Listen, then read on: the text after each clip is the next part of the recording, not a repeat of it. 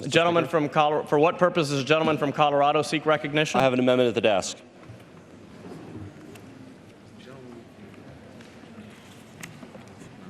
The clerk will report the amendment. Amendment offered by Mr. Polis of Colorado. At the end of the bill, before the short title, insert the following section. None of the funds made available by this act may be used to execute a subpoena of tangible things pursuant to Section 506 of the Controlled Substances Act 21 U.S.C. 876 that does not include the following sentence. The subpoena limits the collection of any tangible things, including phone numbers dialed, telephone numbers of incoming calls, the duration of calls, to those tangible things identified by a term that specifically identifies an individual, account, address, or personal device, and that limits to the greatest extent reasonably practicable the scope of the tangible things sought. Yes. Yeah. Pursuant to House Resolution 287, the gentleman from Colorado and a member opposed will each control 5 minutes. The chair recognizes the gentleman from Colorado. Thank you, Mr. Speaker. So here in Congress, we've just been spending a lot of time and energy discussing NSA surveillance. The American public and now members of Congress in both chambers have spoken clearly that the kind of bulk data collection of the NSA that it has engaged in needs to be stopped. However, there is a corresponding change that we need to make with regard to the Drug Enforcement Administration. In a series of revelations from 2013 to 2015, it came to light that the DEA had for more than 20 years been gathering a vast database of information on America's personal communications. There was no congressional authority for this program, no oversight by Congress or any area of the federal government. Legal experts who weighed in after the program was finally made public have said without hesitation that the program was illegal. Now, in 2013, the Department of Justice brought this program to an end.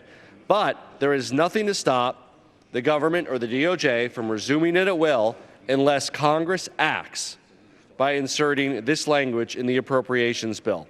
Without this language, the DEA could once again unilaterally sweep up the communications records of millions of Americans. There's no reason that as we work to end the unconstitutional surveillance that the NSA is engaged in, we should continue to allow the DOJ to have the very same abuses.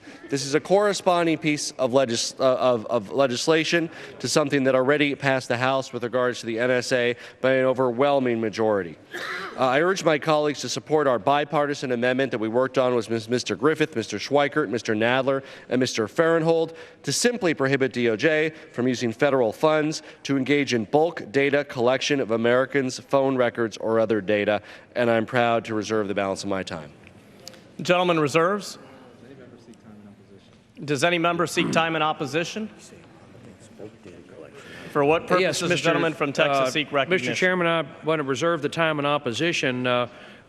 Just being given Mr. Polis's amendment here, of course, I oppose the idea of the bulk data. The gentleman is recognized for 5 minutes.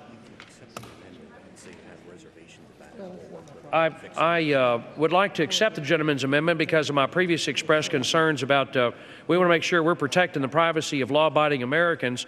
So I would accept the gentleman's amendment with the understanding that I would work with him to make sure that we understand. There may be unintended consequences here that I'm not immediately aware of. Judiciary Committee staff is working with ours right now, Mr. Polis, to try to make sure we've got our arms around this. I want to make sure that the DEA, if they've got a valid court order, they've got a valid subpoena, that they can go after lawbreakers and complete their investigations. But again, we want to protect the privacy of law-abiding Americans, and I'll yield to my friend from Philadelphia. The gentleman from Pennsylvania is recognized. I think with the understanding that the chairman has laid out, you accepting this amendment would move us a way forward, and I agree.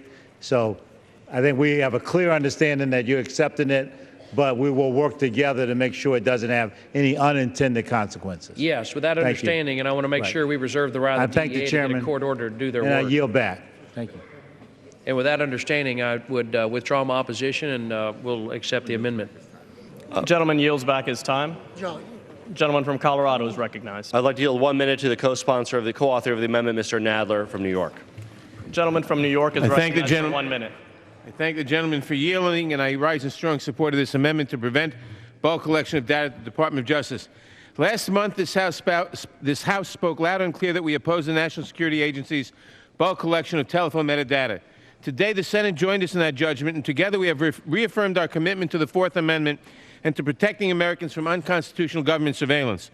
We learned earlier this year that long before the NSA's program began, the Drug Enforcement Administration engaged in its own bulk collection program that provided a model for the NSA to use nearly a decade later. This program included logs of virtually all telephone calls from the U.S. to as many as 116 countries, ostensibly linked to drug trafficking, all without a court order and without authorization from Congress. Mr. Chairman, enough is enough. Although the DOJ has since shut down this program, there's nothing preventing the Department from renewing it in secret without authorization as it did before.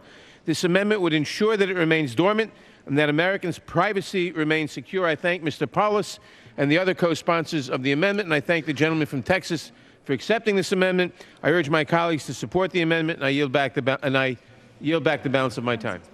The gentleman's time has expired. The gentleman from Colorado is recognized. Thank you. The co-author of the amendment, I'd like to yield a minute to Mr. Farenthold. The gentleman is recognized for 1 minute. Thank you, Mr. Chairman. I rise in support of this amendment and thank my colleague from Texas for agreeing to accept it. This has been a great victory this week in our ability to work with the Senate to rein in what I believe to be the unconstitutional bulk data collection by the NSA. But just because we've stopped the NSA doesn't mean we shouldn't be ever vigilant. And with the reports of the DEA engaging in similar activities, it's absolutely appropriate that we use the power of the purse to ensure that this type of spying on American citizens, this bulk data collection, is stopped. This is no different from the general warrants that were complained about when the King of England would send his troops to rifle through people's desks just looking for stuff. It's the exact same thing in the digital age, and I encourage my colleagues to support it and look forward to working with my colleague, Mr. Culberson, in making sure it does become part of this bill. And I'll yield back. The gentleman yields back. The gentleman from Colorado is recognized. Thank you. In conclusion, I want to thank the gentleman from Texas, Mr. Culberson.